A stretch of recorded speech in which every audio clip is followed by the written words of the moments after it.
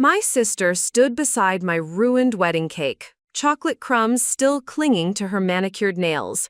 Oops, Pippa laughed, her voice dripping with false sympathy, as 3 tiers of my dream cake lay scattered across the venue floor. I guess some people just aren't meant for fairy tale endings.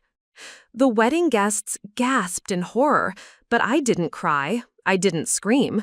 I simply reached into my purse and pressed a single button on my phone. Before we jump back in, tell us where you're tuning in from, and if this story touches you, make sure you're a subscriber, because tomorrow, I've saved something extra special for you. Tell us a duh. Within minutes, my father, FBI Director Paul Holden, would have everything he needed to destroy her completely. But let me tell you how I got here, how a lifetime of living in Pippa's shadow led to this moment when federal justice would finally balance the scales. The call came exactly 47 minutes after my wedding cake hit the floor. Dad's voice was ice-cold professional, the tone he reserved for the most serious criminal investigations. "Megan, I need you to stay exactly where you are. Don't touch anything, don't clean anything up, and don't let anyone leave that venue. This is now an active federal investigation." Standing in my destroyed wedding dress, surrounded by the chaos of my sister's latest cruelty, I felt something I hadn't experienced in 28 years, the absolute certainty that justice was coming. Not the kind of justice that depends on family dynamics or social pressure, but the kind that comes with badges, warrants, and federal prosecuting attorneys. You see, what Pippa didn't know, what none of them knew, was that I hadn't called Dad as a daughter seeking comfort.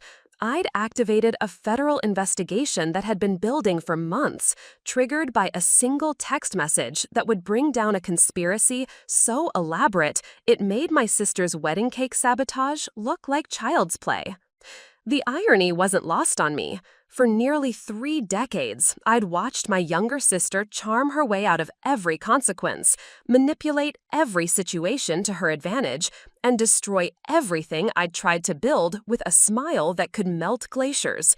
She was beautiful, charismatic, and utterly ruthless, qualities that had served her well in the high-stakes world of corporate consulting, where she'd made her fortune. But there's one thing about growing up as the daughter of an FBI director that Pippa had never quite grasped. I knew the difference between correlation and causation, between bad luck and deliberate sabotage, and most importantly, between family loyalty and federal crimes.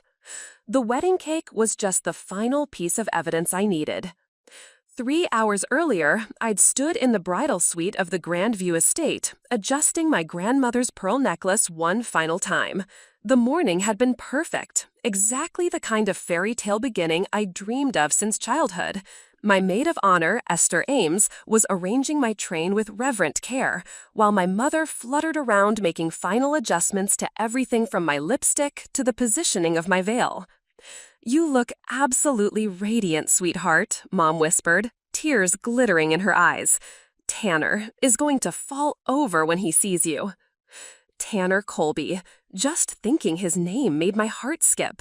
We'd met 18 months ago at a cybersecurity conference in Denver, where his presentation on data breach prevention had captivated an audience of hardened IT professionals. But it was the way he'd blushed when I'd approached him afterward with questions about his methodology that had captured my heart. He was brilliant, kind, and refreshingly honest, everything Pippa's usual conquests weren't. More importantly, he saw me, not as Paul Holden's daughter or Pippa's sister, but as Megan, the federal prosecutor who'd built her career on meticulous attention to detail and an unwavering commitment to justice. That should have been my first warning. In our family, when Megan Holden was truly happy, Pippa Holden took notice. The cake had been my one indulgence, my single moment of pure vanity in an otherwise modest wedding. While other brides obsessed over flowers or dresses, I'd spent months working with celebrated pastry chef Camilla Lester to create something truly spectacular. 4 tiers of alternating chocolate and vanilla, decorated with hand-piped sugar flowers that matched my bouquet exactly. It was a work of art that had cost more than my car, but seeing it in the venue's main hall that morning had made every penny worth it. Pippa had admired it extensively during the rehearsal dinner, running her fingers along the display table's edge while asking detailed questions about the flavoring and construction. "It's so elaborate," she'd said, with that particular smile I'd learned to fear. "I hope nothing happens to it before the ceremony." At the time, I thought she was just being her usual dramatic self. Pippa had always had a flair for creating tension where none existed, for finding ways to inject uncertainty in other people's happiness. It was her signature move, as predictable as sunrise. What I hadn't realized was that she'd been photographing the cake's structural weak points, mapping the exact pressure required to create maximum damage while maintaining plausible deniability. The kind of calculated precision that would have impressed even Dad's most seasoned investigators. The ceremony itself had been flawless. Tanner's eyes had indeed filled with tears when he saw me walking down the aisle, and his vows had been so heartfelt that even the photographer had to pause to wipe his lens. When we kissed as husband and wife, I felt like every difficult moment in my life had been worth this perfect happiness. The reception was in full swing when it happened. I was dancing with my new father-in-law when I heard the collective gasp from the dessert area. By the time I turned around, Pippa was already in full performance mode, her face a mask of horror and concern as she stood beside the ruins of my cake. "I was just trying to straighten the ribbon," she said, her voice carrying perfectly across the stunned silence. "The table must have been unstable. Oh, Megan, I'm so sorry." But I'd seen the telltale signs before she'd even finished her Oscar-worthy performance. The chocolate smears on her wrist that she thought her bracelet had hidden. The way she'd positioned herself for maximum witness visibility. Most damning of all, the micro-expression of satisfaction that flickered across her face for exactly 0.7 seconds before the fake devastation took over. Growing up in Paul Holden's house meant learning to read people the way other children learn to read books. Micro-expressions, behavioral baselines, deception indicators, these weren't advanced federal training concepts to me, they were dinner table conversation. That's when I'd reached for my phone and pressed the button that would change everything. Not to call for cleanup or comfort, but to activate the federal investigation that had been waiting for exactly this moment. Because the wedding cake wasn't the crime, it was just the final piece of evidence proving that Pippa Holden had been systematically destroying my life through means that fell squarely within federal jurisdiction. And my father, FBI Director Paul Holden, was about to prove it with the full weight of the United States government behind him. From the moment I entered this world 18 months after Pippa, she became the sun around which our family orbited. But growing up as the daughter of an FBI director meant that even our childhood dynamics were subject to a level of scrutiny that most families never experience. I remember my 9th birthday party vividly, not because it was particularly joyful, but because it was the first time I consciously recognized the pattern that would define our relationship for the next 2 decades. 23 kids from school, a detective-themed party I'd planned for weeks around Dad's work stories, and elaborate mystery games I'd designed with Mom's help. Then Pippa wandered into the backyard wearing a sparkly princess costume, her golden hair catching the afternoon sunlight like a halo. She was 7, supposedly too young to participate in the big kid activities, but within minutes, every guest had abandoned my carefully planned treasure hunt to fawn over my little sister's impromptu magic show. The photos from that day still exist in Mom's albums. Me standing alone beside my untouched Sherlock Holmes cake while everyone crowded around Pippa, who basked in the attention like she was born for it. Dad later told me he'd noticed the disappointment in my eyes even then, filing it away in that methodical mind of his that cataloged everything. That pattern repeated itself with mathematical precision throughout our childhood. Christmas mornings where Pippa's theatrical gift opening ceremonies overshadowed my quiet gratitude. School concerts where Mom's camera focused exclusively on Pippa's kindergarten solo while my 8th grade Honor Society induction went unrecorded. Family dinners where Dad would ask about her finger paintings while my academic achievements earned a distracted, "That's wonderful, sweetheart," without him even looking from his case files. Preparing and narrating this story took us a lot of time, so if you are enjoying it, subscribe to our channel. It means a lot to us. Now back to the story. But the most telling incident happened when I was 14 and Pippa was 12. I'd spent months preparing for the regional debate championship, staying after school every day to perfect my arguments about constitutional law, a subject that fascinated me precisely because it connected to Dad's work. The tournament was held on the same Saturday as Pippa's dance recital. I won first place in the state for my age group, earning automatic qualification for nationals and a scholarship consideration from Georgetown University's pre-law program. The local newspaper featured a small article about it buried on page 8. That same week, Pippa's dance studio selected her for a featured role in their spring showcase, something that happened to dozens of kids every year. Her photo graced the front page of the lifestyle section.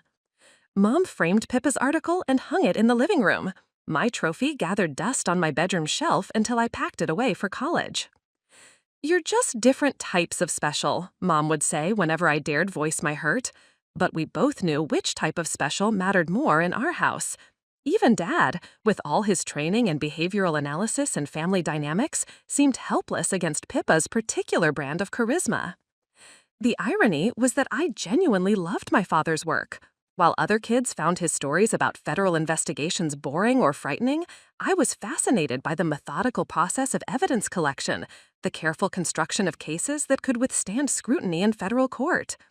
I asked questions about jurisdictional boundaries, about the difference between circumstantial and direct evidence, about how agents built timelines that could prove criminal intent.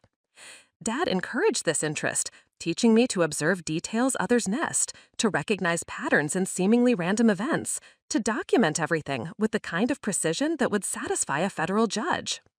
These skills served me well in school, where teachers praised my analytical thinking and thorough research methods. But they also made me acutely aware of things I might have preferred to ignore. By high school, I'd learned to measure my worth in shadows, understanding that some lights were simply too bright to compete with. When Pippa made varsity cheerleading as a freshman, something unheard of at Lincoln Academy, the local sports reporter interviewed her for a feature story about young athletes breaking barriers. The same week, I'd been selected for a summer internship at the U.S. Attorney's Office, the youngest student ever accepted into their program. My achievement merited a brief mention in the school newsletter. Pippa's interview was picked up by regional media outlets and shared across social media platforms. College offered temporary escape from the Golden Girl comparisons. At Northwestern University, I threw myself into pre-law studies and criminal justice coursework, building something that was entirely mine. My professors appreciated my unique perspective. Growing up in an FBI director's household had given me insights into federal law enforcement that most students couldn't match. I graduated summa cum laude and went directly to law school at Georgetown, where I specialized in federal prosecution. My thesis on cybercrime jurisdiction earned recognition from the Department of Justice, leading to a position as an assistant U.S. attorney immediately after passing the bar. For the first time in my life, I felt valuable, irreplaceable. The courtroom was the one place where charm couldn't substitute for competence, where theatrical performances meant nothing compared to solid evidence and legal precedent. I won my first 12 cases, earning a reputation as a prosecutor who never brought charges unless she was absolutely certain of conviction. Meanwhile, Pippa had leveraged her natural charisma into a successful career in corporate consulting, specializing in crisis management and public relations. She had a gift for making clients believe she could solve any problem, manage any scandal, rebuild any reputation. Her firm, Meridian Strategic Solutions, had attracted high-profile clients ranging from Fortune 500 companies to political campaigns. On the surface, we were both successful professional women who'd found our respective niches. Family gatherings became more pleasant as we aged, with less direct competition and more mature conversation about our different career paths. But success hadn't changed the fundamental dynamic between us. Pippa still commanded every room she entered, still made everyone feel like supporting players in her personal drama. The difference was that now I understood the mechanisms behind her influence, could recognize the subtle manipulation techniques that made people want to please her.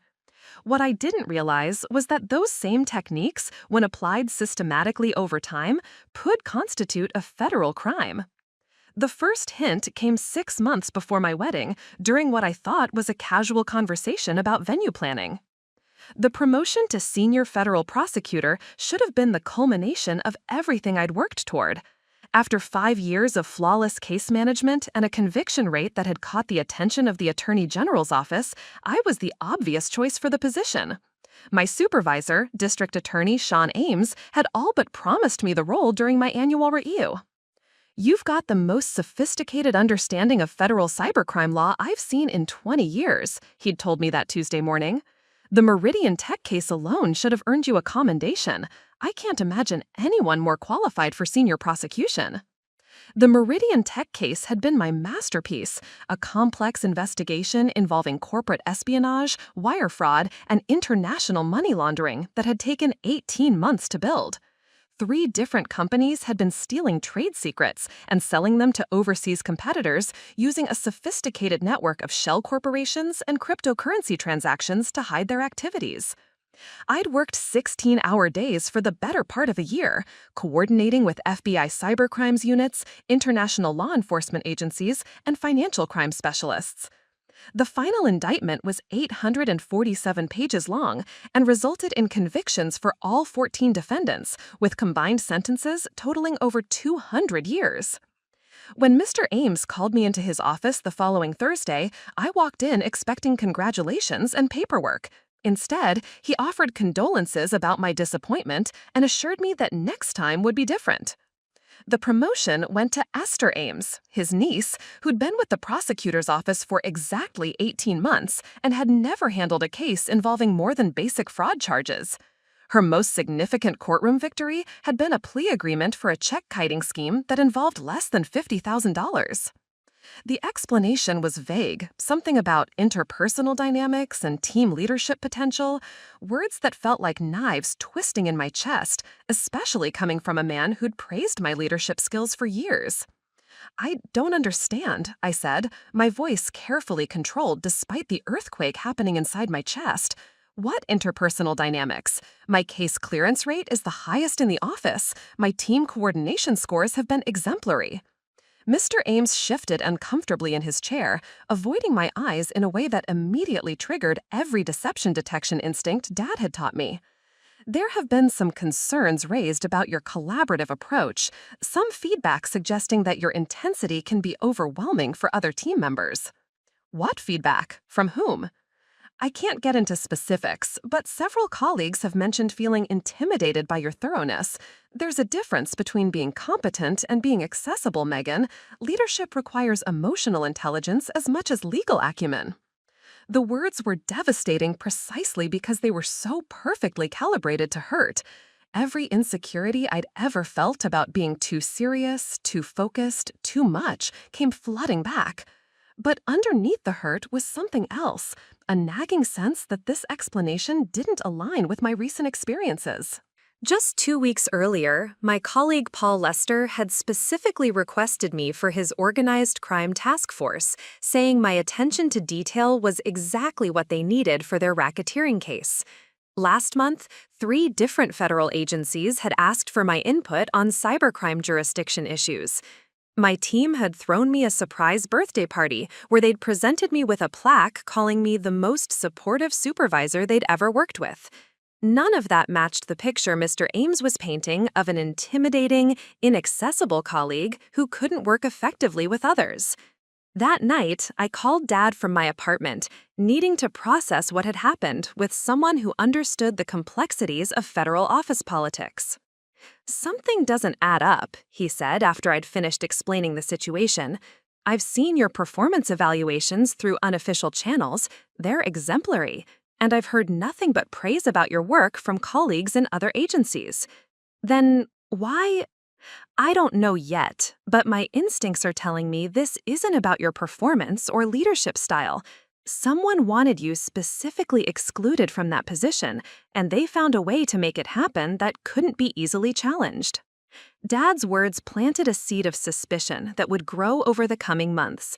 But at the time, I was too devastated to think clearly about conspiracies or sabotage. I just felt like I was reliving every childhood disappointment, every moment when I'd been passed over for someone more likable. The dress discovery came 3 weeks later, like a beacon of hope in an otherwise dark period. I'd been walking past Enchanted Moments bridal boutique downtown when something in the window display caught my eye and literally stopped me in my tracks. It was the most beautiful gown I'd ever seen, champagne silk with intricate beadwork that caught the afternoon light like scattered diamonds. The design was sophisticated without being ostentatious, elegant without being overdone. It looked like something a serious professional woman might choose for the most important day of her life. The price tag made my stomach drop. $4,000, more than I'd ever spent on anything for myself except my law school education. But standing in that fitting room, watching the way the silk fabric moved with every breath, seeing how the beadwork made my skin glow, I felt beautiful in a way that had nothing to do with other people's opinions. "Oh my goodness," the saleswoman breathed when I emerged from the dressing room. "That dress was made for you. You look absolutely radiant." Even the other customers in the boutique stopped their own shopping to stare. For once in my life, I was the one commanding attention simply by existing, simply by being myself in something that highlighted my natural grace rather than requiring me to compete with anyone else's charisma. I bought it that day, despite my modest government salary and the student loans I was still paying off. For the next 6 months, I ate lunch at my desk, skipped dinners out with friends, and walked to work to save on parking fees. Every sacrifice felt worth it when I glimpsed the dress hanging in my bedroom closet, wrapped in protective plastic like a precious secret. That dress represented everything I'd never dared hope for. A moment when I would be the center of attention for all the right reasons, when my happiness wouldn't be overshadowed by someone else's drama. I had no idea that it was already being systematically targeted for destruction. The coffee shop meeting that changed everything happened on a rain-soaked Tuesday evening in March. I ducked into Greystone Cafe to escape the sudden downpour, my briefcase soaked despite my umbrella's valiant efforts against the wind. The prosecution case I'd been reviewing was probably water damaged, but that seemed less important when I spotted him sitting alone at a corner table. Tanner Colby looked exactly like what he was, a brilliant cybersecurity expert who spent more time thinking about code than his appearance. His dark hair was slightly disheveled from his own battle with the weather, and he had that particular intensity that came from being completely absorbed in whatever was on his laptop screen. When he looked up and smiled, offering to share his corner table with the stranger dripping rainwater onto the cafe floor, I felt something shift inside my chest that had nothing to do with the cold. "Rough day?" he asked, nodding toward my soggy folder. "Career-ending disaster, more likely," I laughed, surprised by my own honesty. Federal prosecution and March weather don't mix well. Federal prosecution? His eyes lit up with genuine interest. That must be fascinating work. I'm always curious about the intersection between cybercrime and federal jurisdiction. Most people's eyes glazed over when I mentioned my job. They either found it intimidating or boring, occasionally both. But Tanner leaned forward, asking thoughtful questions about digital evidence standards and cross-jurisdictional cooperation protocols. When I mentioned my work on the Meridian Tech case, he practically lit up. "You prosecuted that case? The cryptocurrency laundering scheme with the shell companies in 3 different countries? That was brilliant work. The legal framework you established for international digital evidence has become the standard for cases like that." For the first time in months, I felt truly seen, not as Paul Holden's daughter or Pippa's sister, but as Megan, the federal prosecutor who'd built innovative legal strategies for emerging technology crimes. Our conversation lasted 4 hours. I learned that Tanner had started his own cybersecurity consulting firm after working for the NSA for 6 years.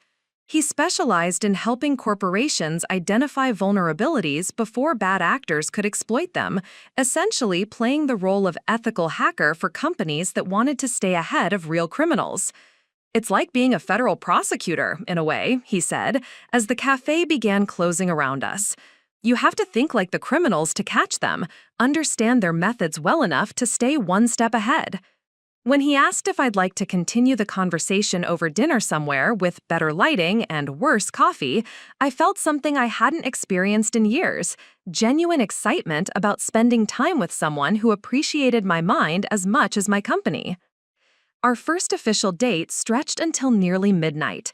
Tanner had this way of making me feel like the only person in the room, like my thoughts and opinions mattered deeply to him. He remembered small details about my cases, asked follow-up questions about legal precedents I'd mentioned weeks earlier, and never once checked his phone during our conversations. For the next 8 months, we built something beautiful and private. Sunday morning farmers market visits where he'd buy me fresh flowers, just because he liked seeing me smile. Quiet dinners where we discussed everything from Supreme Court decisions to childhood dreams to his latest theories about emerging cybersecurity threats.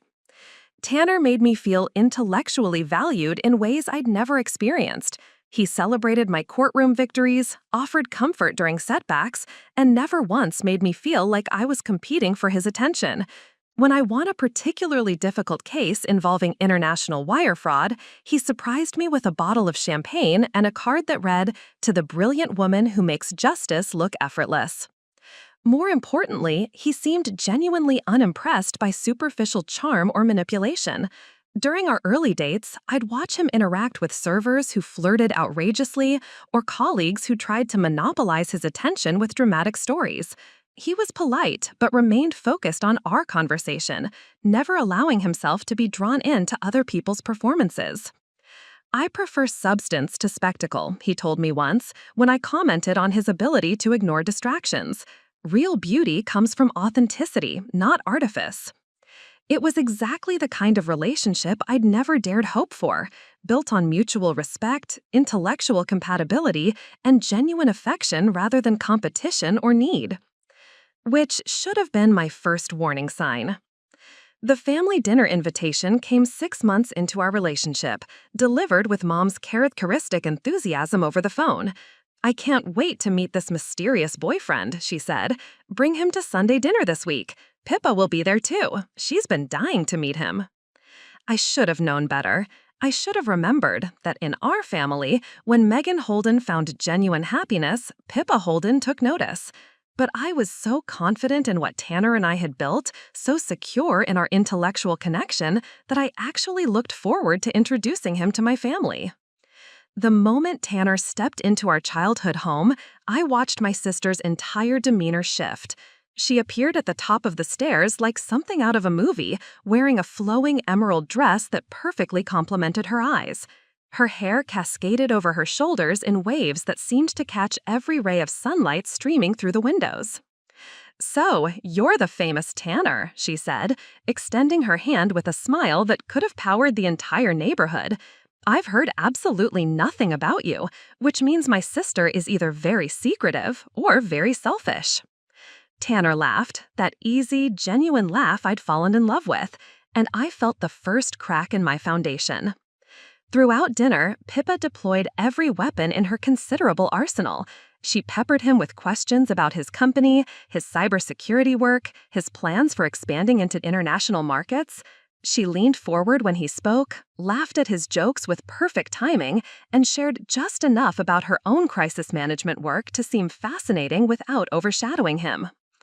I watched it happen in real time, the subtle shift in Tanner's attention, the way his responses to Pippa grew longer and more animated, while his answers to me became polite but distracted.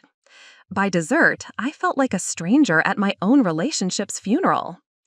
"Your sister is remarkable," Tanner said on the drive home, his voice carrying a warmth that used to be reserved for me alone. "I had no idea she worked in crisis management. The story she told about rebuilding corporate reputations after major scandals, that's fascinating work. I gripped the steering wheel tighter, forcing my voice to remain steady. She's always been good at managing situations to her advantage. It must be amazing having someone so dynamic in the family. The way she talked about international consulting, working with Fortune 500 companies, and she's so well-traveled. Did you know she speaks 4 languages? Actually, I did know. I also knew that Pippa had learned those languages specifically to expand her client base, viewing each one of a business investment rather than cultural enrichment. But explaining that would sound petty, jealous, exactly the kind of reaction she was counting on. That night, lying in bed beside my carefully preserved wedding dress, I finally understood what I'd been too naive to see before. Some shadows were too deep to escape, some golden lights too bright to compete with. But I had no idea how far Pippa would go to ensure I never stepped out of the darkness again. The phone rang 3 days later while I was reviewing case files in my office. Pippa's voice bubbled through the speaker with unusual enthusiasm. "Hey, I was thinking, since Tanner seems so wonderful, why don't we all do something together this weekend? Maybe that new rooftop bar downtown? I could bring Marcus." Marcus was her latest acquisition, a hedge fund manager she'd been seeing for exactly 3 weeks. The suggestion seemed innocent enough, but something in her tone made my stomach tighten. There was a predatory quality to her enthusiasm, like a cat suggesting playtime to a mouse. "I don't know, Pippa. Tanner and I were planning a quiet weekend." "Oh, come on, it'll be fun. Besides, I barely got to talk to him at dinner. I want to get to know the man who's stolen my sister's heart." Against every instinct screaming warnings in my head, I agreed. Saturday evening, I spent an hour getting ready, settling on a black cocktail dress that Tanner had once said looked stunning on me. When we arrived at the bar, Pippa was already there, wearing a flowing sapphire dress that seemed to shimmer under the ambient lighting. She looked like she'd stepped off a magazine cover, while I suddenly felt overdressed and trying too hard. "Tanner," she exclaimed, standing to embrace him with the kind of warmth typically reserved for old friends. "You look fantastic. That shirt brings out your eyes." Throughout the evening, I watched Pippa work her magic with the precision of a master surgeon.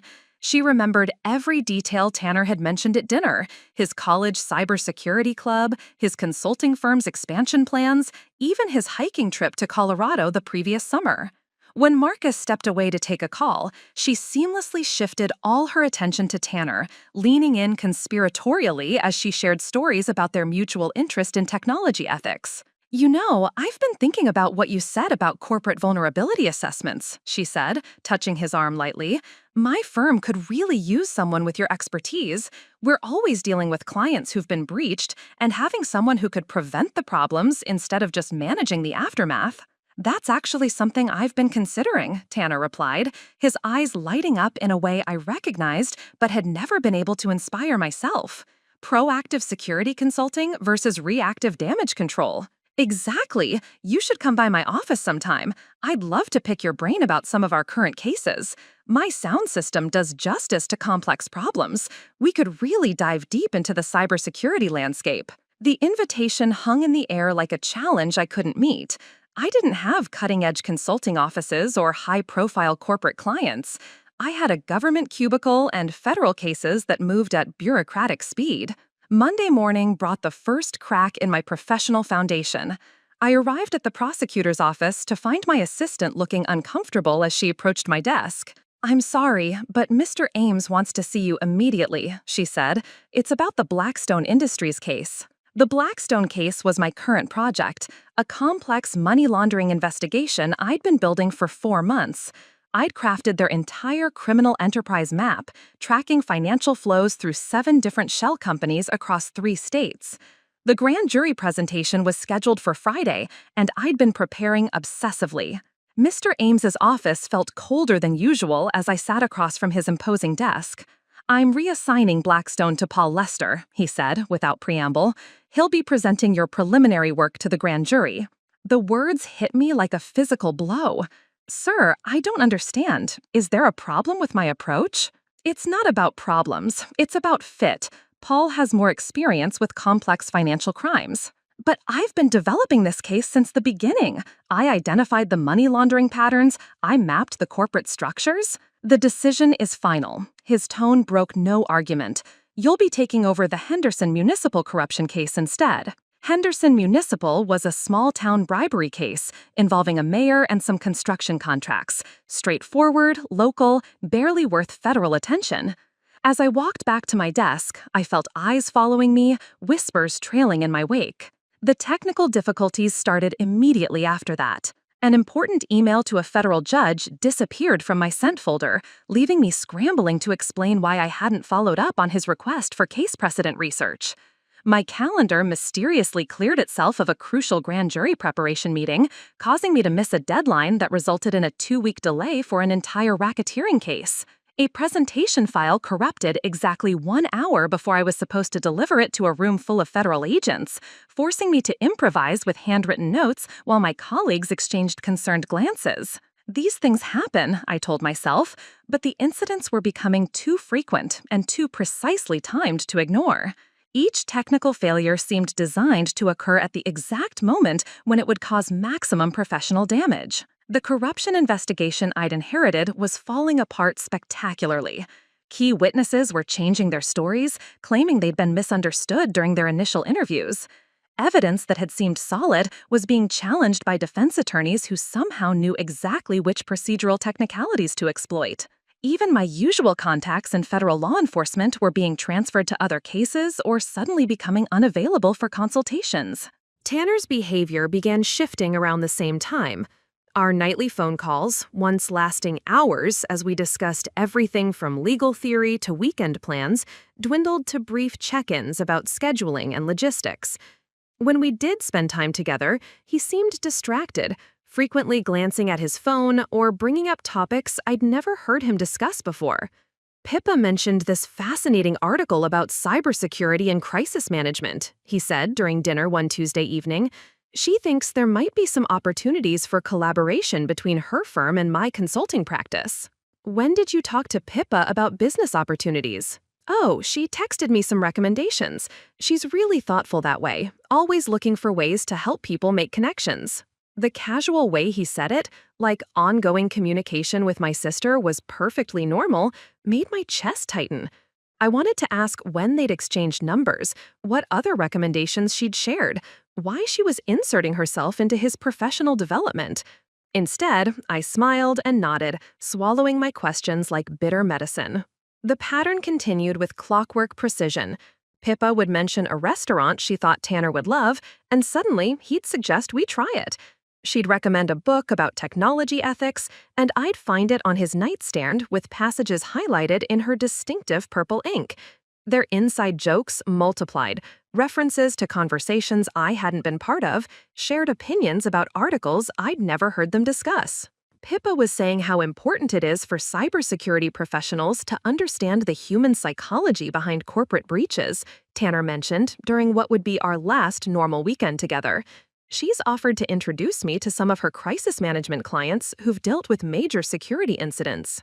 That's generous of her, I managed, though the word felt like glass in my throat. She really gets it, the intersection between technology and human behavior. Most people see cybersecurity as purely technical, but she understands that the real vulnerabilities are always human. I stared at him across our dinner table, recognizing the language he was using. Those weren't his words, they were Pippa's.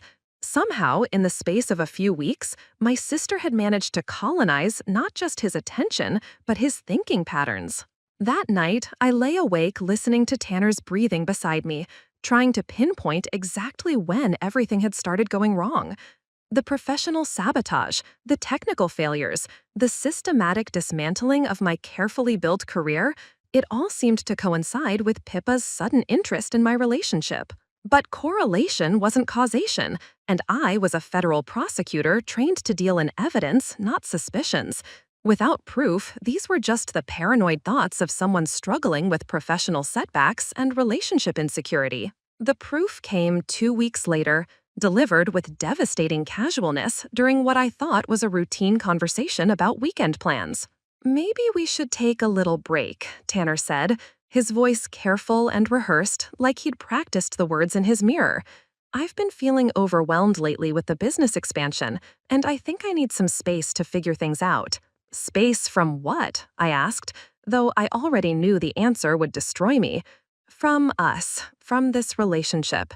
I need time to think about what I really want." The words felt like they'd been lifted from a script, delivered with the kind of gentle regret that was meant to minimize guilt while maximizing finality. I wanted to fight for us, to demand explanations, to ask what had changed so dramatically in the space of a few months.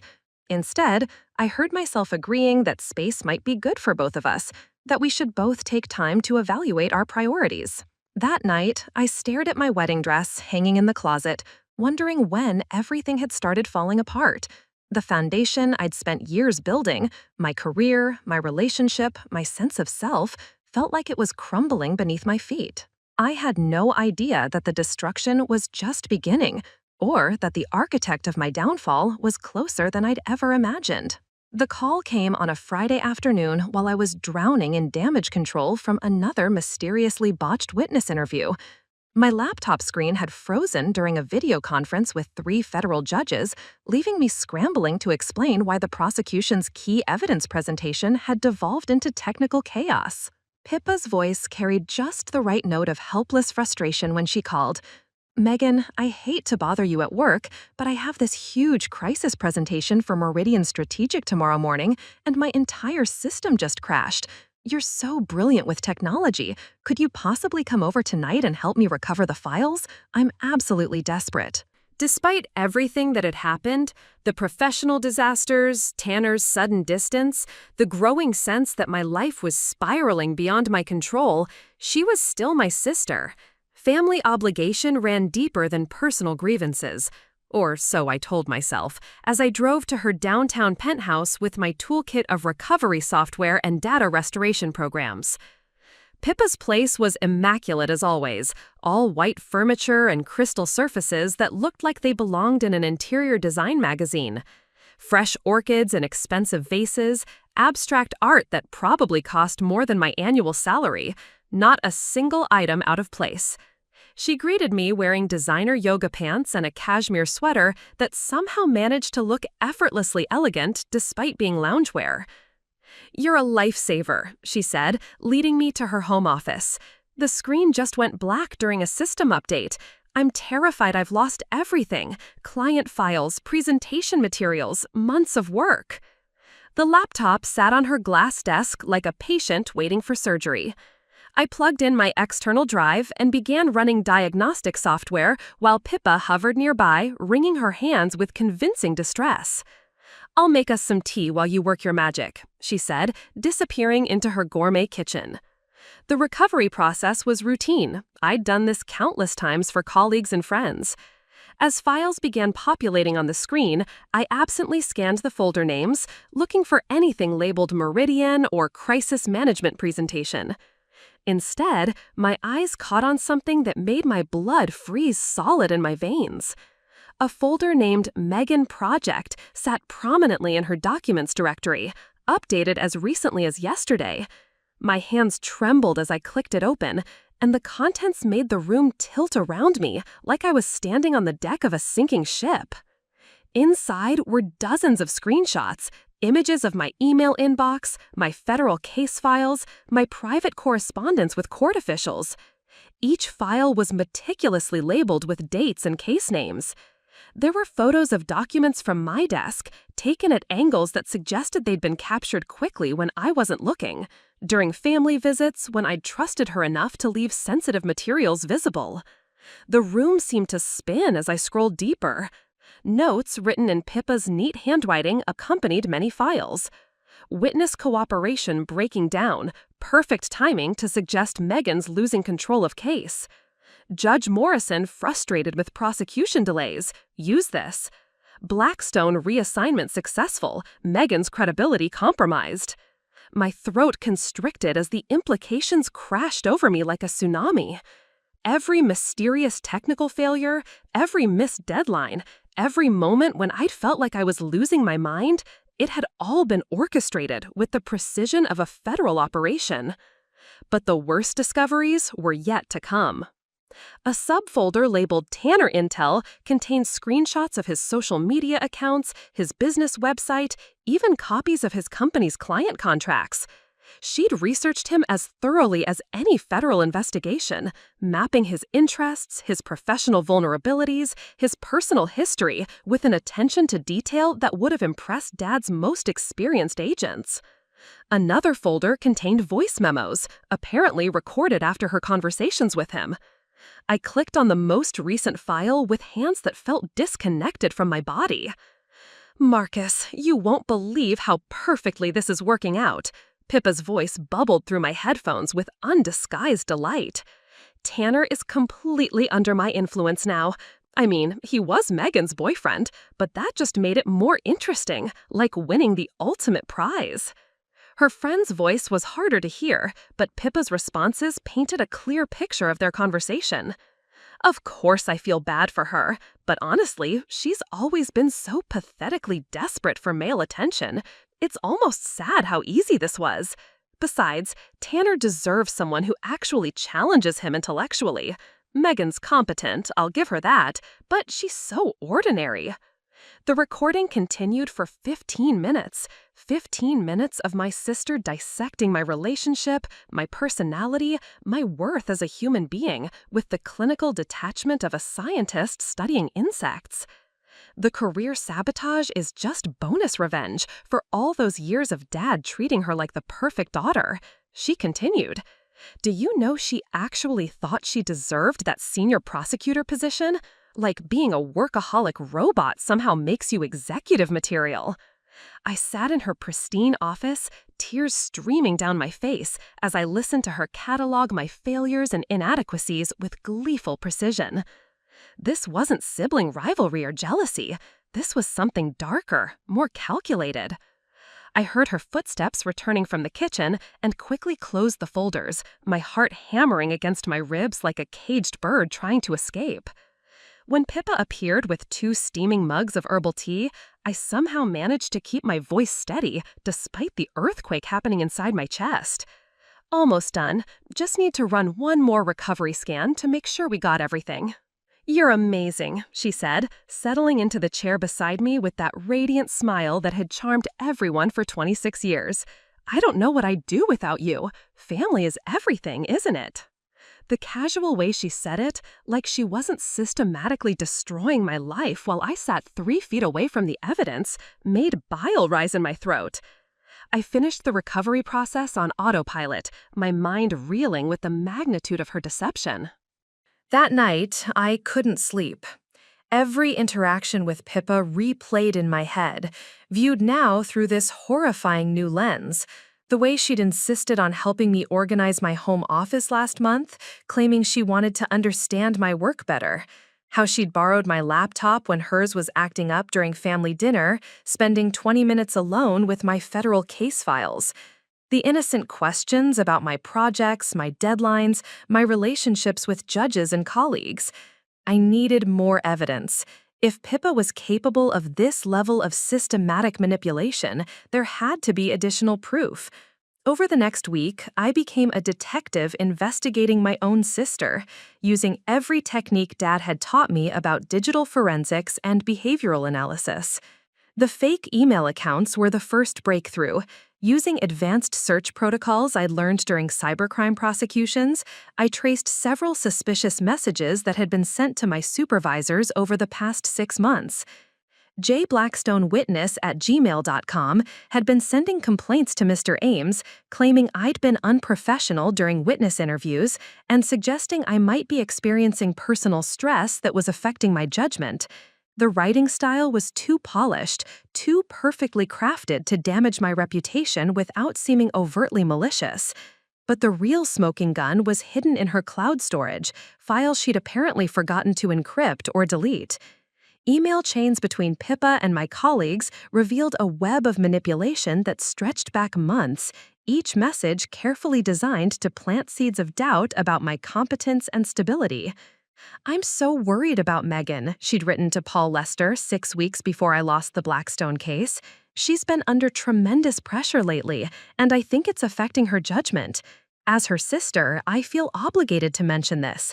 If you notice any signs that she's struggling professionally, please let me know. Family is all we have, right? Paul had responded with reassurance about keeping an eye on me, completely unaware that he was feeding information back to my saboteur. Similar messages had gone out to federal judges, court clerks, even support staff in my office. Pippa had positioned herself as the concerned sister managing a family crisis, gathering intelligence while appearing to offer help. But the most devastating discovery came buried in her draft messages, emails she'd composed but never sent, containing detailed strategies for undermining my relationships with clients and federal agencies.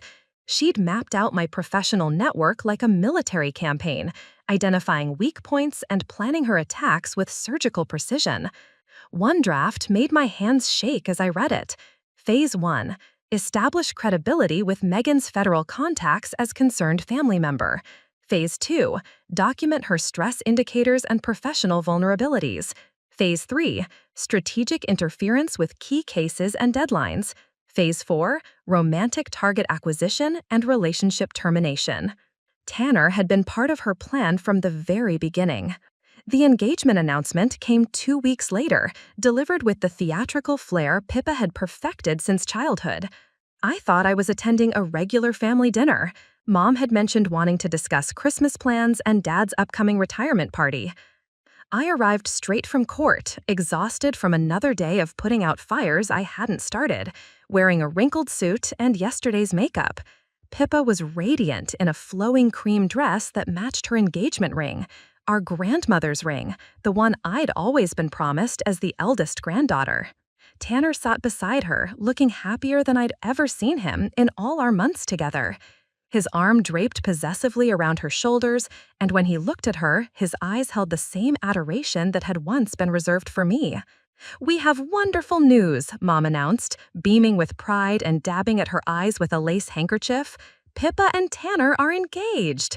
The room erupted in congratulations and tears of joy. Dad shook Tanner's hand vigorously, while Aunt Carol hugged Pippa with genuine affection. Everyone was talking at once, sharing memories of their whirlwind romance and planning engagement parties and wedding dates. I sat frozen in my chair, watching the scene unfold like a nightmare in slow motion. This was my family celebrating my sister's engagement to my former boyfriend, wearing my grandmother's ring, planning their future together in the ruins of my systematically destroyed life. "Aren't you going to congratulate your sister?" Mom asked, her voice carrying a note of reproach that suggested my silence was being noticed by everyone. "Of course," I managed, standing on legs that felt like they belonged to someone else. "Congratulations, Pippa. You got everything you wanted." She looked at me with those beautiful blue eyes that had charmed everyone for decades. And for just a moment, I saw something cold and calculating flash across her features. "Thank you, Megan. That means everything coming from you." As the family continued their celebration around me, I realized that Pippa hadn't just stolen my boyfriend or sabotaged my career. She'd orchestrated the complete destruction of my life with the patience and precision of a master strategist. And she'd made it look like love. That night, I drove home in a daze. The weight of Pippa's engagement ring burned into my memory like a brand. But as I sat in my empty apartment, surrounded by the wreckage of my former existence, something fundamental shifted inside me. The grief and shock crystallized into something harder, sharper, a determination that surprised me with its intensity. I pulled out my laptop and created a new folder, Project Justice. What followed were the most productive weeks of my life, though not in any way my former self would have recognized.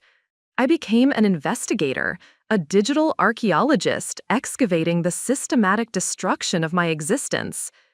Every evening after work, I spread documents across my dining table like a detective in a crime thriller, creating timelines that mapped Pippa's interference against my professional failures. The pattern was breathtaking in its precision. Every major career setback coincided with a period of increased contact between Pippa and my federal colleagues. The Blackstone case reassignment happened 3 days after she'd had lunch with Paul Lester. My calendar glitches always occurred within hours of family gatherings, where my work laptop sat charging in Dad's kitchen, accessible to anyone who knew basic password protocols. I printed email timestamps, cross-referenced social media posts, and documented every instance where Pippa had positioned herself to gather intelligence about my cases. The evidence filled 6 federal case binders, each section marked with color-coded tabs that would have impressed my most meticulous supervising attorneys. But documentation alone wouldn't be enough. I needed leverage, and I needed it to be federal in scope. The breakthrough came when I started analyzing the metadata from her stolen files.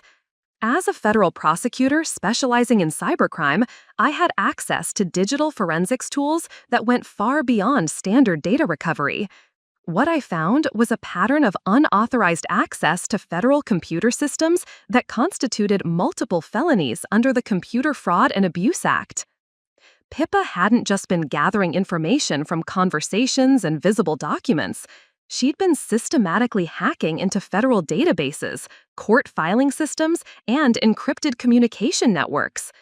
The digital breadcrumbs were all there, hidden in file creation dates and access logs that she'd assumed no one would ever examine. More damning still, her corporate consulting firm had been using this illegally obtained information to provide crisis management services to clients who were under federal investigation. She'd been selling advance warning about prosecution strategies, witness cooperation agreements, and grand jury proceedings to companies facing criminal charges. This wasn't just personal sabotage, it was federal corruption on a massive scale. I spent 3 weeks building an airtight case, using every skill Dad had taught me about evidence collection and every legal principle I'd learned in federal court. When I was finished, I had enough evidence to put Pippa away for 20 years under federal racketeering statutes. But I wanted more than just legal justice. I wanted the same kind of public humiliation she'd inflicted on me, the complete destruction of her carefully constructed image in front of everyone who mattered to her. The opportunity came sooner than expected. Saturday morning, I woke to my phone buzzing with a text from Pippa. "Emergency! Can't find my wedding cake design anywhere. Did I maybe leave the plans at your apartment when we were looking at inspiration photos? So panicked. The tasting is this afternoon." My blood turned to ice as I rushed to my bedroom. The shoebox where I'd kept all my wedding planning materials, photos, vendor contracts, cake design sketches, sat empty on my closet shelf. She hadn't just stolen ideas. She'd taken my actual wedding plans, down to the specific cake design I'd spent months perfecting with the pastry chef. But this time, I was ready for her. I called her back, injecting just the right amount of concern into my voice. "Oh my goodness, that's terrible. Let me check thoroughly. Maybe they got mixed in with my work files." "You're such a lifesaver. I'm meeting with the caterer at 2, and I had my heart set on that specific design. You know how important this engagement party is for Tanner's business contacts." The casual cruelty of it, discussing stealing my wedding plans for her engagement to my former boyfriend, required every ounce of self-control I possessed. But I'd learned patience from watching federal investigations unfold. Sometimes justice required perfect timing. "I'm so sorry, but I can't find them anywhere," I said after making appropriate searching sounds. "Have you checked with the original designer? Maybe they kept copies of the consultation materials." We spent 20 minutes on the phone, me offering suggestions while she performed increasing levels of distress. The entire conversation was a masterclass in manipulation. She knew I knew she'd taken them, and she wanted me to suffer in silence while pretending to help her. But this time, I was documenting everything. Every call was recorded, every text message was saved, every interaction was building towards the moment when federal justice would finally balance the scales. The engagement party was exactly the opportunity I'd been waiting for. My investigation expanded beyond digital evidence as I began reaching out to former colleagues, approaching conversations with the careful casualness that would have made any FBI agent proud. I was building a federal case, and that required witness testimony to corroborate the documentary proof. I was just thinking about you, I told Rebecca Martinez, a former colleague who transferred to the Boston U.S. Attorney's Office last year. How are you settling in up there? After appropriate catch-up pleasantries, I steered the conversation toward workplace dynamics and information sharing between offices. It's funny how different federal office cultures can be, Rebecca said. Like, people here are so direct compared to our old office. Remember how everyone was always walking on eggshells around certain situations? What do you mean? Well, like when your sister reached out to warn people about your situation last year. Everyone was so careful about how to handle things, trying to be supportive without overstepping professional boundaries. My grip tightened on the phone. My sister warned people about me? She was just looking out for you, said you were going through a really tough time, dealing with some personal stress that might be affecting your work performance. She asked us to be patient with you and let her know if we noticed any concerning behavior that might indicate you needed professional help.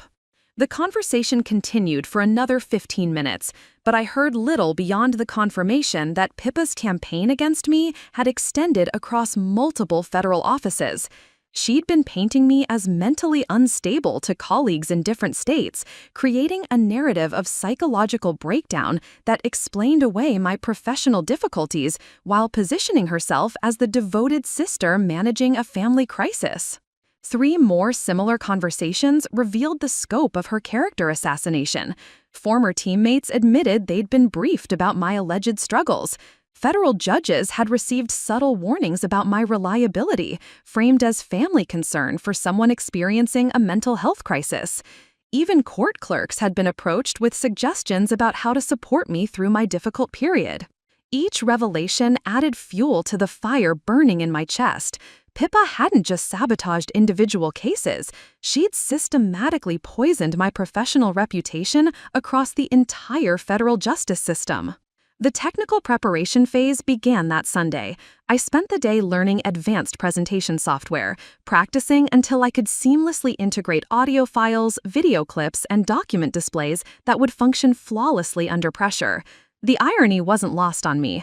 I was using the same technological skills that had made me valuable as a federal prosecutor to orchestrate my sister's downfall. Pippa's voice confession became the centerpiece of my presentation.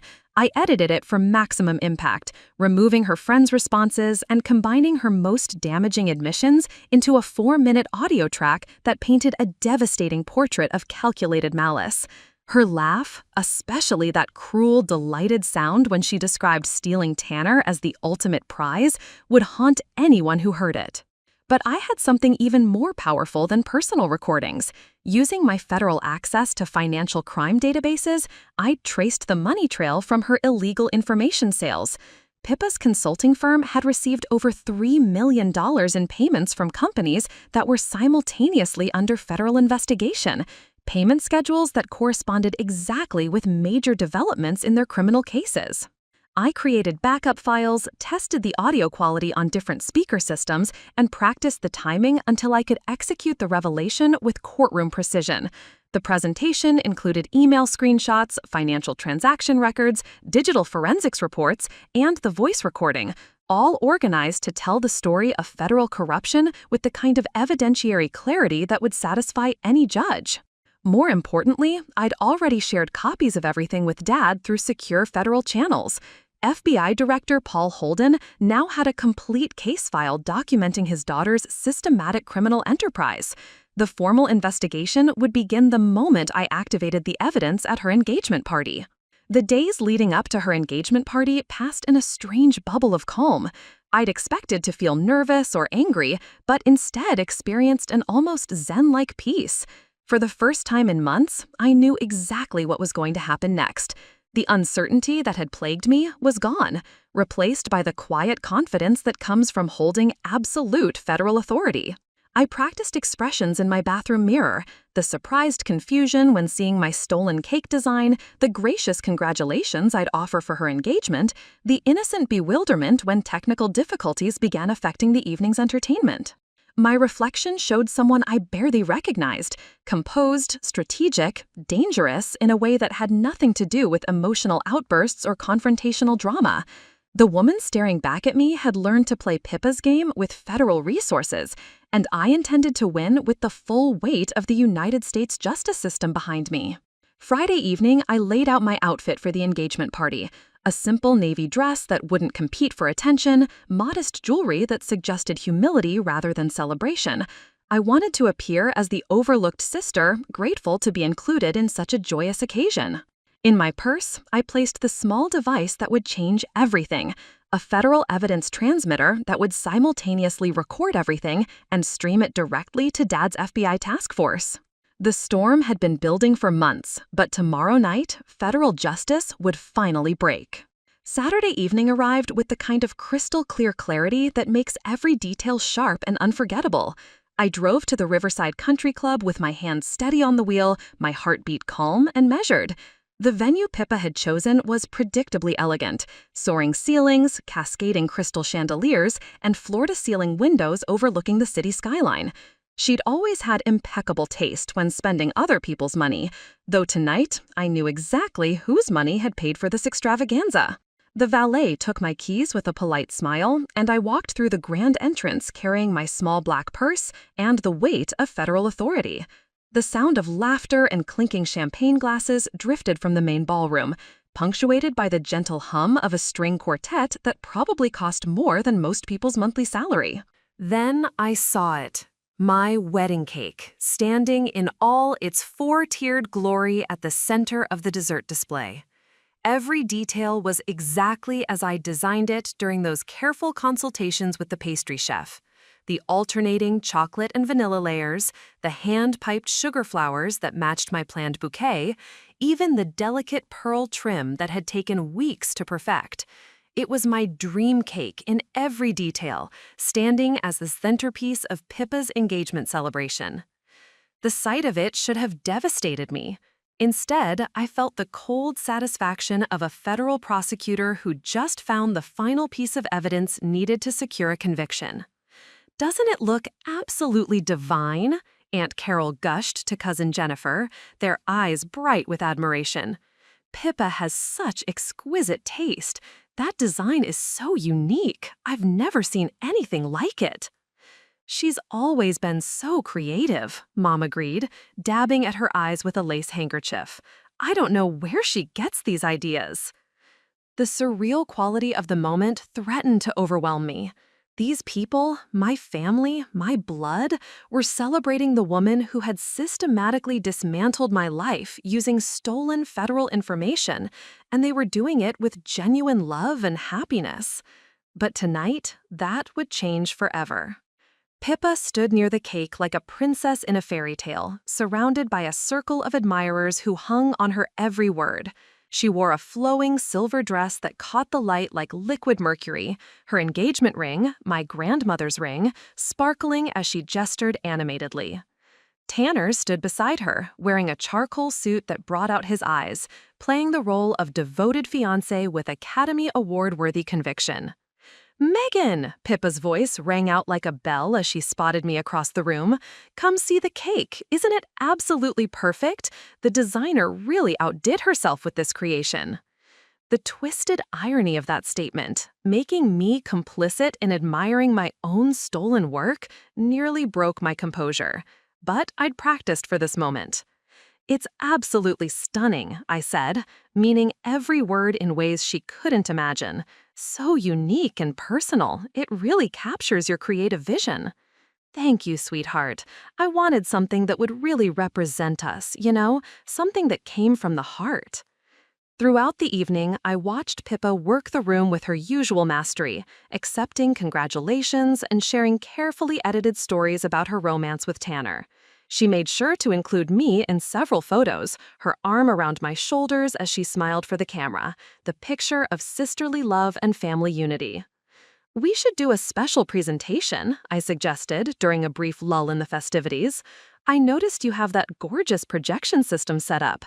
It would be lovely to share some memories of your relationship journey, maybe some behind-the-scenes moments that show how you two really got together." Mom clapped her hands together. "What a wonderful idea. Megan, you're so thoughtful." I'd be happy to set it up, I offered. I brought my laptop with some materials I thought you might enjoy. Professional documentation has its advantages. Pippa's smile flickered almost imperceptibly. That's sweet, but we didn't really plan for. Nonsense, Dad interrupted, appearing beside us with the quiet authority that came from decades of federal law enforcement. Megan's brilliant with technology. Let her work her magic. 20 minutes later, I had the projection system configured perfectly. The large screen descended from the ceiling like a theater curtain, commanding attention from every corner of the room. I tested the audio levels, adjusted the brightness, and loaded my files with the practiced efficiency of someone who'd spent months perfecting this moment. Ladies and gentlemen, I announced, my voice carrying clearly through the professional sound system. If I could have your attention for a special presentation celebrating Pippa and Tanner's journey together. The room quieted as guests turned toward the screen, champagne glasses paused halfway to lips, conversations trailing off into expectant silence. Pippa stood frozen near the front, her face a mask of polite anticipation that couldn't quite hide the growing alarm in her eyes. In my purse, the federal recording device was already transmitting everything directly to Dad's FBI task force. Across the room, I caught his eye and saw the slight nod that meant federal agents were in position. It was time for justice. The first slide appeared on the screen, an email chain between Pippa and my former supervisor dated 6 months ago. The subject line read, "Urgent, concerns about federal prosecutor Megan Holden's mental stability." The text was large enough for everyone to read, her words projected in crisp, undeniable clarity. "I'm deeply worried about my sister's recent behavior in federal court," the email read. "She's been making uncharacteristic errors, missing crucial deadlines, and showing signs of what might be a serious psychological breakdown. As her family, we feel obligated to alert relevant authorities before this impacts ongoing federal cases." Confused murmurs rippled through the crowd. I watched faces transform from celebration to bewilderment as they processed what they were seeing. Aunt Carol squinted at the screen, her champagne glass frozen in midair. "What is this?" Uncle Jim asked, his voice cutting through the growing tension. The slides continued automatically, each one more damaging than the last. Screenshots of fake federal witness complaints Pippa had submitted to discredit my cases, evidence of her accessing classified federal databases through illegally obtained login credentials, documentation of her selling prosecution strategies to companies under federal investigation, complete with wire transfer records showing millions in payments. Pippa's face had drained of all color, the radiant joy replaced by stark horror as she realized what was happening. She lunged toward the projection controls, but Dad stepped forward, his FBI director's badge now visible on his jacket. "Pippa, I need you to step away from the evidence display," he said, his voice carrying the calm authority of 30 years in federal law enforcement. "This is now an active federal investigation." "It's not what it looks like," she said, her voice rising with panic. "This is taken out of context. Megan's been struggling, and I was just trying to protect federal resources from—" Her words died as the audio began. The room filled with her own voice, crystal clear through the professional sound system. "Marcus, you won't believe how perfectly this is working out. I've got Tanner completely under control now. I mean, he was Megan's boyfriend, but that just made it more interesting. Like winning the ultimate prize while simultaneously destroying her credibility as a federal prosecutor." The collective gasp was audible. Mom's handkerchief fluttered to the floor as her hand flew to her mouth. Tanner's face went ashen, his eyes fixed on Pippa with growing horror. "Of course I feel bad for her," Pippa's recorded voice continued, that cruel laugh echoing through the stunned silence. "But honestly, she's always been so pathetically desperate for recognition. It's almost sad how easy it was to manipulate federal case information to make her look incompetent." "Turn it off," Pippa screamed, lunging for the controls again. "Turn it off right now." But Dad was already moving, producing federal arrest warrants from his jacket. "Pippa Holden, you're under arrest for violations of the Computer Fraud and Abuse Act, federal corruption, conspiracy to obstruct justice, and wire fraud. You have the right to remain silent." The recording played for another minute, long enough for everyone to hear her describe her systematic infiltration of federal computer systems, her sale of classified prosecution information, and her complete lack of remorse for compromising national security to destroy her own sister's career. When it finally ended, the silence was deafening. Tanner approached Pippa slowly, his movements careful and deliberate. Without a word, he reached for her left hand. The engagement ring, our grandmother's ring, slipped off her finger and into his palm with barely a whisper of sound. He looked at it for a long moment, then placed it gently on the nearest table.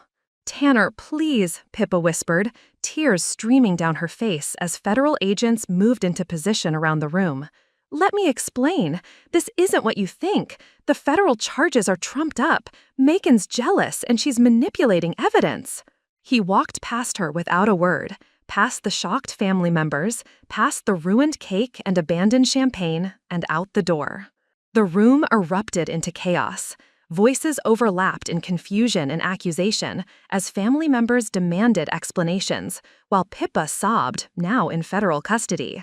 But underneath their shock, I could see understanding dawning, recognition of the systematic deception that had been occurring under their noses for months. "The federal investigation has been ongoing for weeks," Dad announced to the room, his FBI director's authority commanding immediate attention. "What you've witnessed tonight is the conclusion of a complex cybercrime case involving illegal access to federal databases and the sale of classified prosecution information to criminal enterprises." I stood quietly by the projection controls, watching the scales of federal justice finally balance themselves.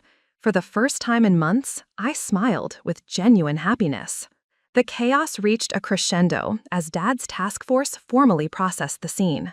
Federal agents were photographing evidence, interviewing witnesses, and documenting everything that had transpired.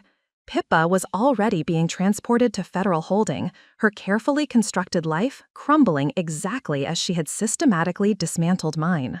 But this time, she'd committed federal crimes against the United States government.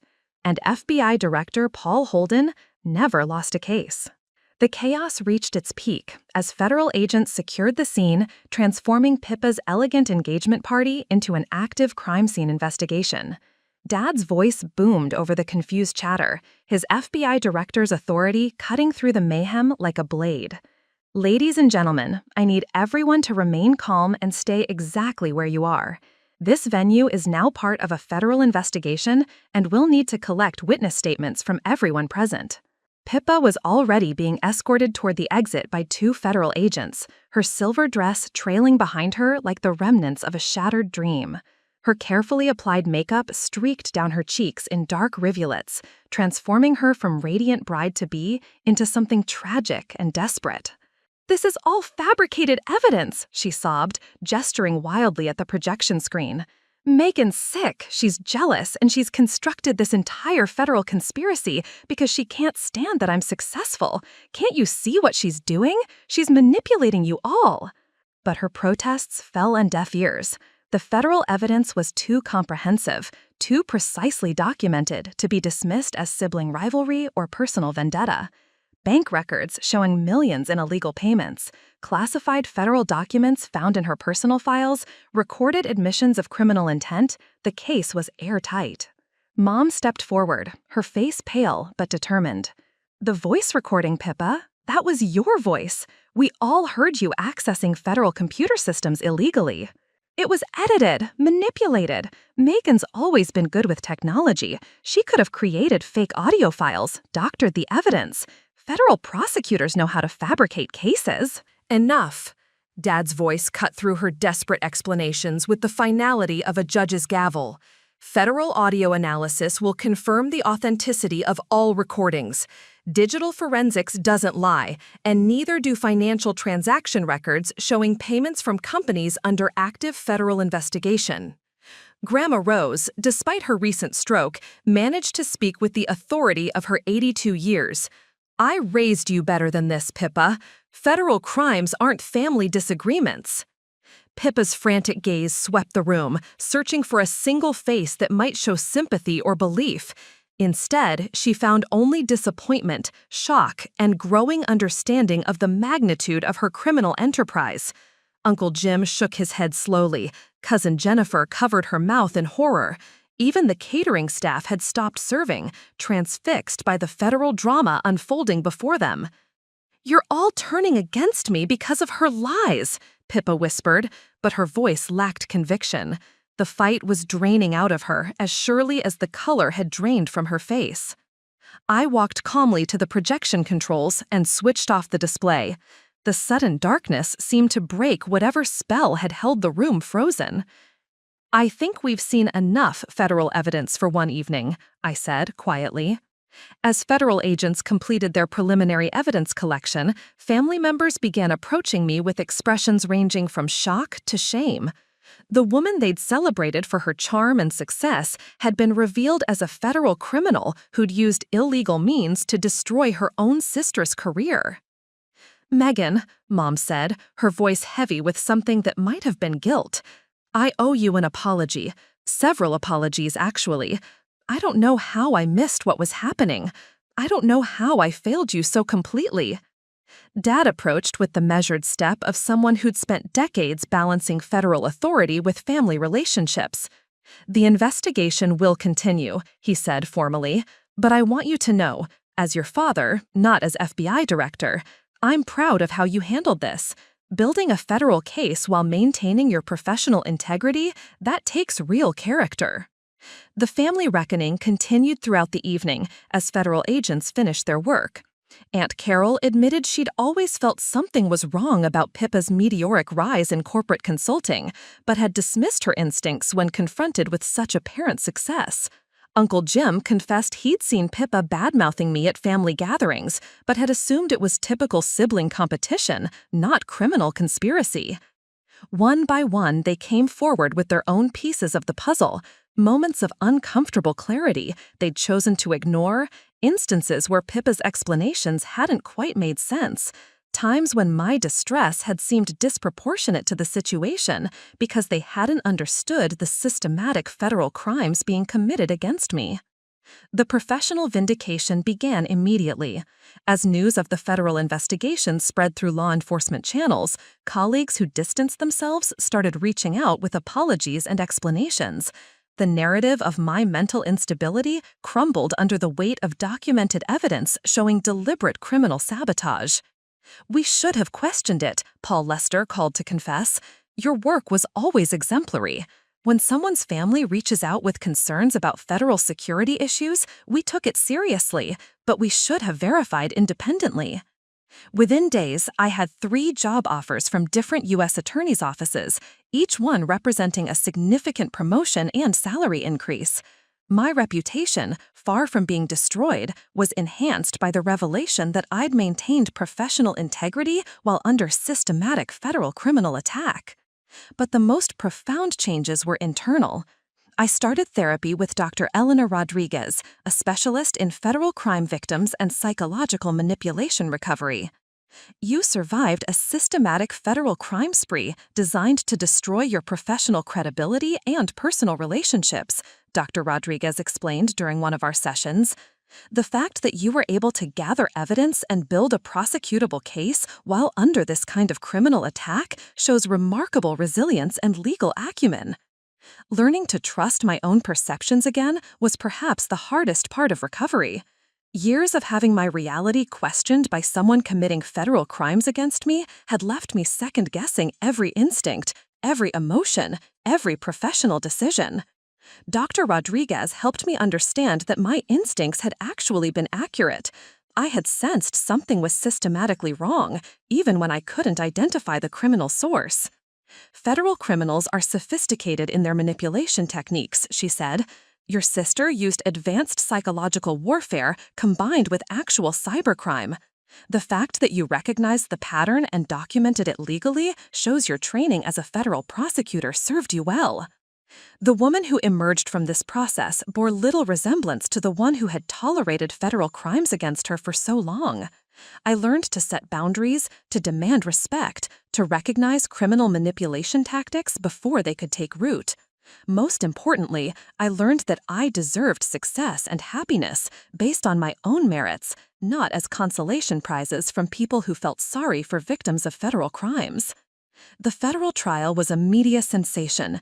Pippa's case became a landmark prosecution for cybercrime and federal corruption, with legal scholars analyzing the intersection of family relationships and national security breaches.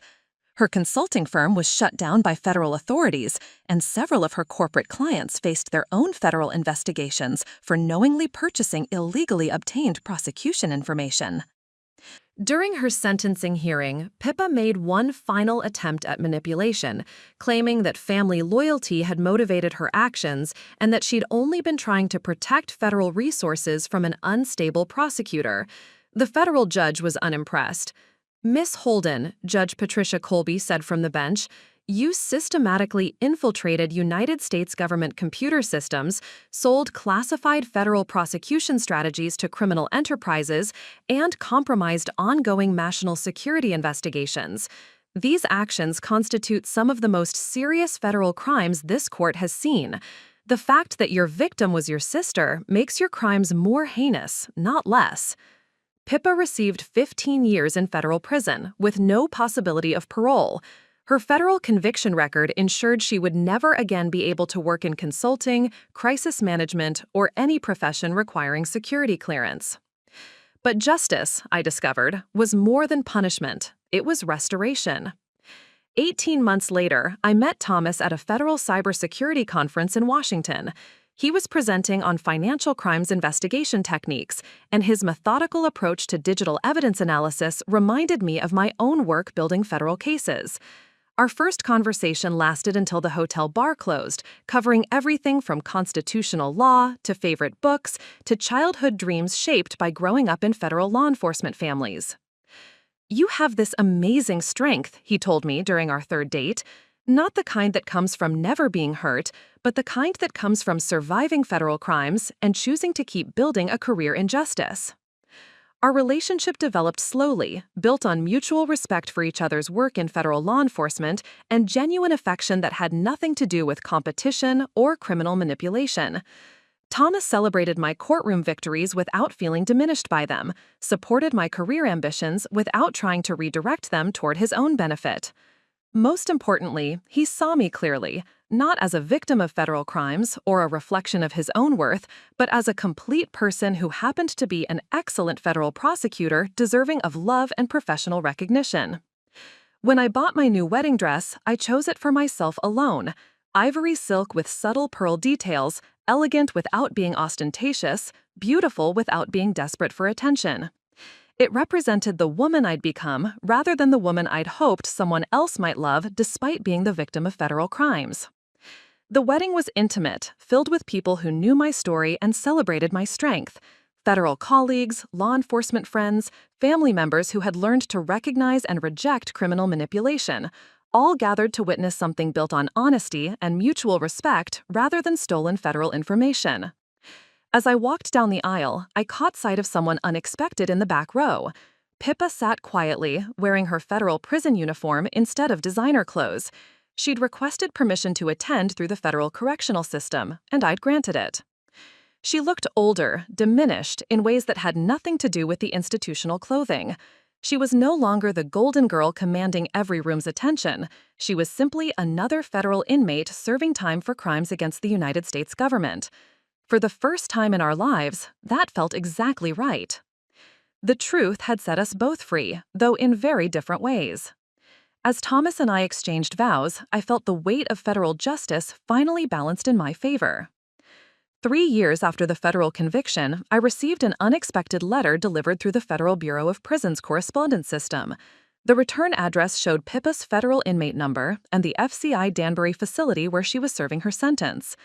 Inside was a single sheet of regulation prison stationery covered in her still elegant handwriting. "Megan," it began, "I know you have no reason to read this, and even less reason to believe anything I write. Federal prison gives you a lot of time to think about the choices that brought you here, and I've spent every day of the last 3 years trying to understand how I became someone capable of committing federal crimes against my own sister. The federal counselors here call it narcissistic personality disorder with antisocial features.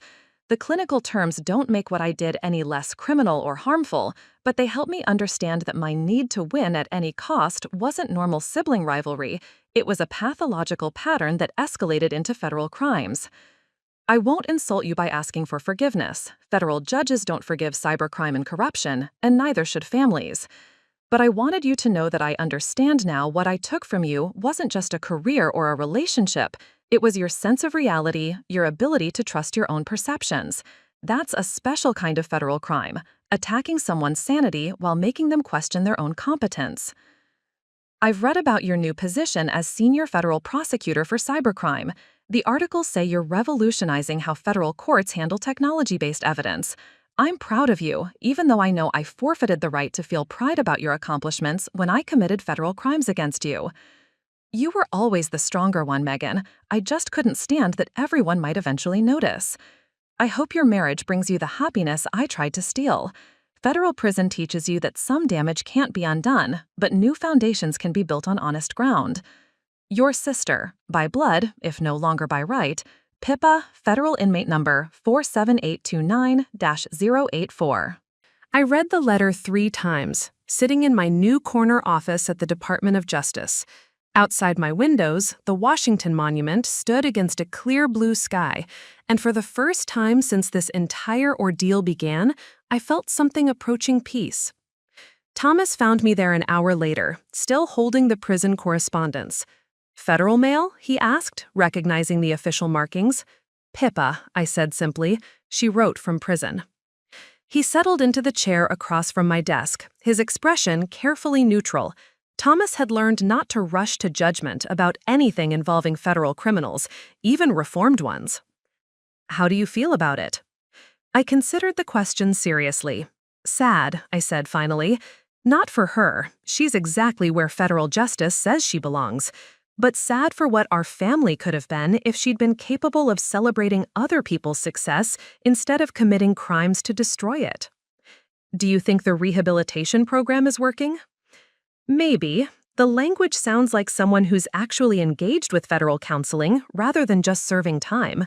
But understanding why you committed federal crimes doesn't erase the fact that you chose to commit them." That evening, I sat down at my home computer and wrote a response, not to Pippa, but to myself, a letter I would never send but needed to write. "Pippa," I typed, "I received your federal correspondence. You're right that I can't forgive federal crimes, and I won't pretend that understanding your psychological diagnosis changes what you chose to do.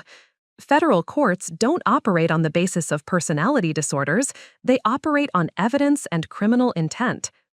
But I want you to know that the federal investigation you triggered ultimately made me stronger. Building that case taught me to trust my instincts, to document everything, to never doubt my own competence when faced with systematic criminal behavior. Those skills have made me better at my job, prosecuting other federal criminals." You asked me once why I thought I deserved recognition for my work. The answer is simple, because federal law enforcement requires people who won't compromise their integrity, even when criminals in their own family try to destroy them. I hope federal prison teaches you to find worth in something other than other people's failure. I hope you learn to build instead of destroy. I hope you discover that success earned honestly feels better than victories stolen through federal crimes. I won't be writing back to your federal facility because that chapter of my life is closed, but I'll remember the sister you could have been before you chose to become a federal criminal instead.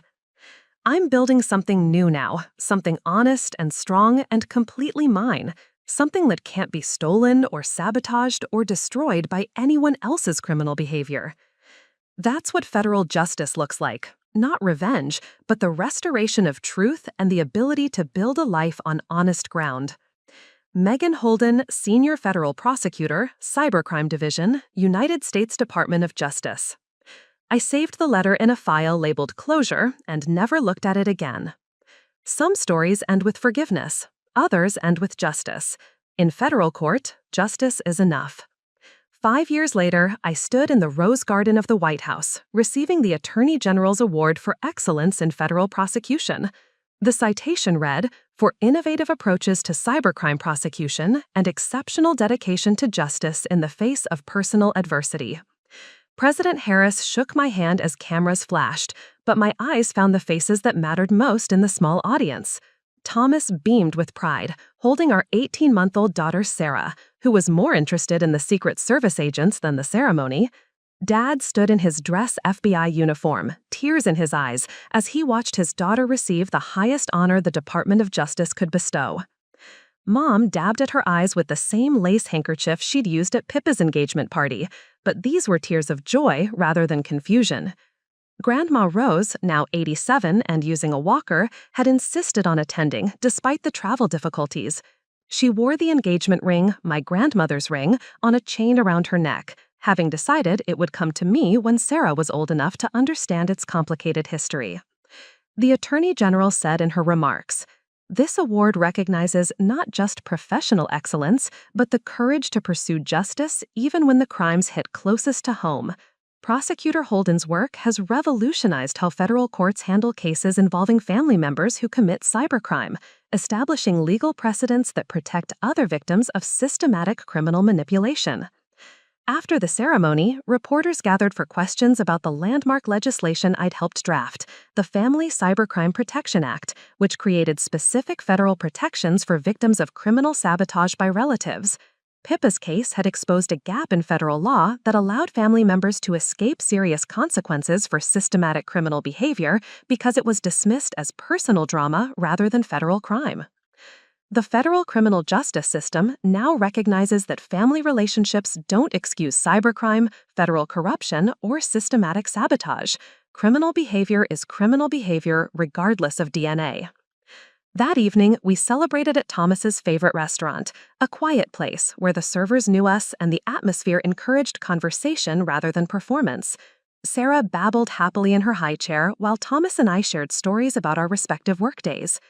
"How does it feel?" he asked, being officially recognized as one of the country's top federal prosecutors. I considered the question seriously. "Earned," I said finally. "For the first time in my life, success feels completely earned through honest work and documented competence." "Any regrets about how we got here?" "About Pippa's federal crimes? No. About the years I spent doubting myself when I was actually the victim of systematic criminal behavior? Sometimes. But those experiences taught me to recognize criminal manipulation patterns that I now use to help other federal crime victims." As we drove home through the Washington evening, I reflected on the strange journey that had brought me to this moment.